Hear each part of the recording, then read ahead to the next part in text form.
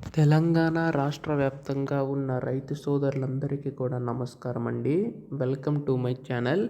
తెలంగాణ రాష్ట్ర వ్యాప్తంగా ఉన్న రైతన్నలందరికీ ఉపయోగపడేలాగా మనకి రాష్ట్ర ప్రభుత్వం రైతు భరోసా పథకం అనేది తీసుకొచ్చింది కదండి. సో దీనికి సంబంధించి మనకి నిధులు విడుదల చేయడానికి రాష్ట్ర ప్రభుత్వం సిద్ధమైనట్లుగా తెలుస్తుంది. అయితే ఇక్కడ మనకి నిధులు ఎంత విడుదల చేస్తారో, సో ఎప్పటి నుంచి విడుదల చేస్తారో ప్రతి అప్డేట్ కూడా ఈ వీడియోలో మొత్తంగా తెలుసుకుందామండి.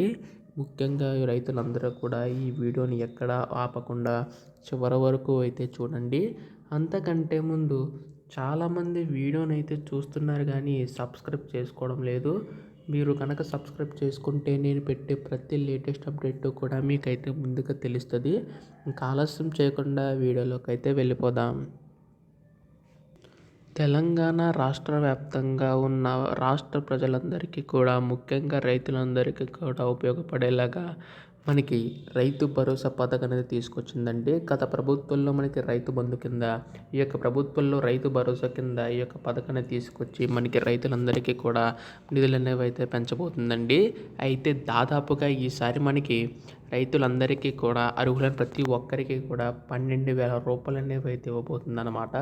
సో మనకి ఈ యొక్క నిధులు కూడా మనకి ఈ యొక్క నెలలోనే విడుదల చేయబోతున్నారండి. అయితే దీనికి సంబంధించి ముఖ్యంగా చూసుకున్నట్లయితే సాగు భూమి కలిగిన వారు ఎవరైతే ఉంటారో వారికి మాత్రమే ఇస్తారనమాట. అంటే రాళ్ళు, రప్పులు, గుట్టులు అలా ఎవరైనా ఉంటే మాత్రం వారికైతే రాదండి.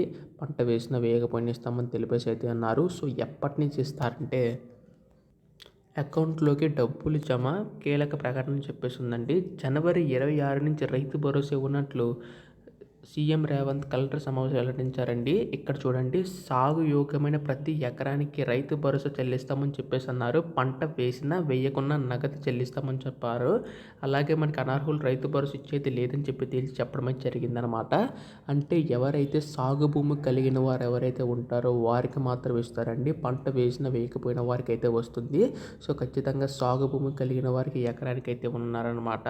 సో మొత్తంగా ఇలా ఇక మనకి రైతు భరోసా నిధులు అనేవి అయితే గ్రీన్ సిగ్నల్ అయితే రావడం జరిగింది. జనవరి 26 నుంచి మనకి నిధులు అనేవి అయితే కేటాయించబోతుందండి రాష్ట్ర ప్రభుత్వం అయితే దీనికి సంబంధించి మనకి ఎటువంటి లేటెస్ట్ అప్డేట్స్ అన్నీ కూడా మీరు ముందుగా వెంటనే తెలుసుకోవాలనుకుంటే మీరు చేయవలసిందల్లా ఛానల్ సబ్స్క్రైబ్ చేసుకోవడం మాత్రమే. ధన్యవాదములు. జై హింద్.